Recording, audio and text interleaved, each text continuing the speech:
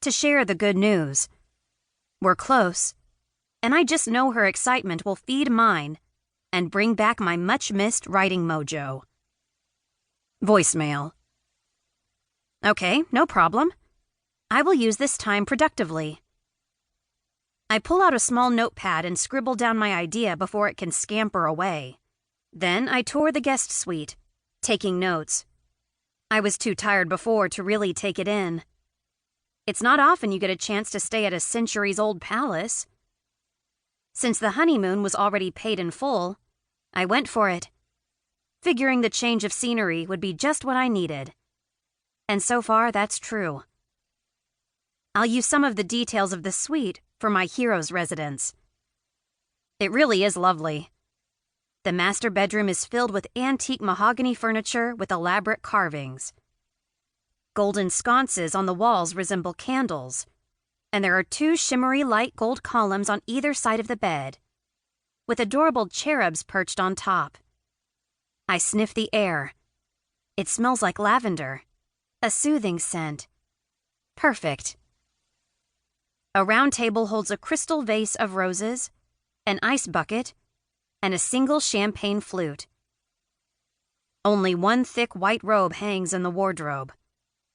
I called ahead to mention I was traveling solo, and it's nice not to have a couple reminders. Otherwise, I might get stabby. Haha, no worries. I'm mostly stable. I wander into the living room of my suite, my eye catching on a fantastical sea painting on the ceiling with mermaids and nymphs. Riley and I used to puzzle over mermaids and how they had sex. This was during the height of our middle school obsession with fantasy creatures. I stare straight ahead, collecting myself for a moment. But my chest still feels tight, like Mason and Riley are sitting on my lungs, gazing lovingly into each other's eyes. I need fresh air. I grab my phone and stuff it into the pocket of my pretty pink with white flowers travel dress. I love this dress mostly because it's super roomy, long, and it has pockets. I'm what you call a curvy girl, though I don't know why people must reference me in terms of my body in the first place. Unfortunately, I have seen that description more than once in articles written about me. Also full-figured and plus-size woman. Who cares if I shop in the plus-size section? Plus what? Comfortable, reasonably sized material? I'd much prefer to be called an interesting woman or a witty, smart woman, which I am, than a curvy or plus-size one. I blame the patriarchy. Also Hollywood, fashion, and just about every women's magazine. I slip my feet into my black, chunky-heeled sandals and head to the mirror, where I smooth my nap-rumpled, dirty blonde hair down.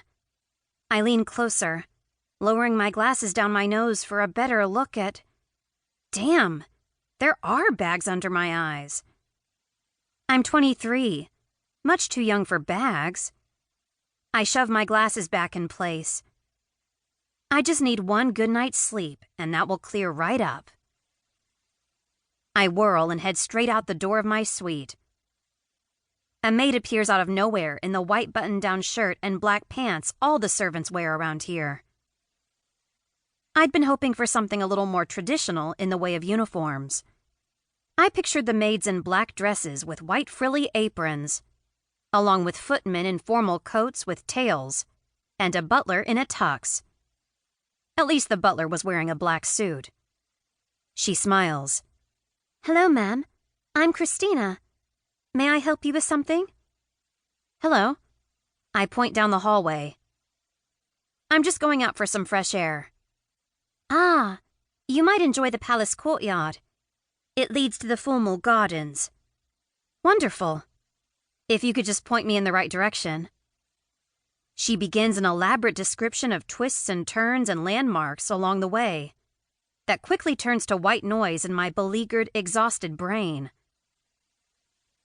"Could you take me there, please?" I ask. "Of course, ma'am." We begin our walk, heading for the stairs. "How are you enjoying your stay so far, ma'am?"